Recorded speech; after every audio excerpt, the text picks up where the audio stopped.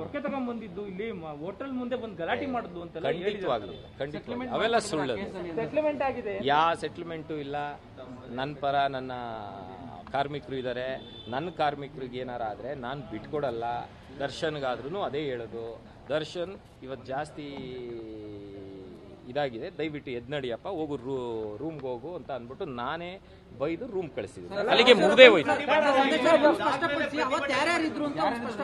ಒಂದು ಅಯ್ಯೋ ದಿವ್ಸಕ್ಕೂ 10-15 ಜನ ಬರ್ತಾರೆ. ಯಾರು ನಾನು ಹೆಂಗೆ ಹೇಳಿ? ನನಗೆ ಡೈಲಿ ನೋಡೋದ್ರಿಂದ ಯಾರು ಬರ್ತಾರೆ ಯಾರು ಹೋಗ್ತಾರೆ ಅನ್ನೋದು ಗೊತ್ತಾಗಲ್ಲ. ಒಂದು 10-15 ಜನ ಅಂತೂ ರೆಗ್ಯುಲರ್ ಆಗಿ ಅವ್ರ ಜೊತೆ ಇರ್ತಾರೆ. ಇರ್ಬೋದು, ಇದ್ರು ಅಂತ ಕಾಣುತ್ತೆ.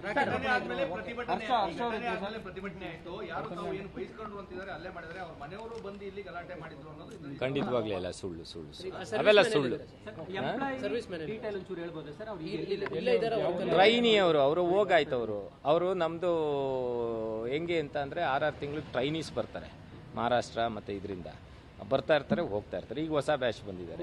ಈಗ 5ನೇ ತಾರೀಕು ಮೋಸ್ಟ್ಲಿ ಬಿಹಾರಿ. ಆ ಪ್ರಾಬ್ಲಮ್ ಆಗಿದ್ದು ಅವ್ರ ಲ್ಯಾಂಗ್ವೇಜ್ ಬರಲ್ಲ.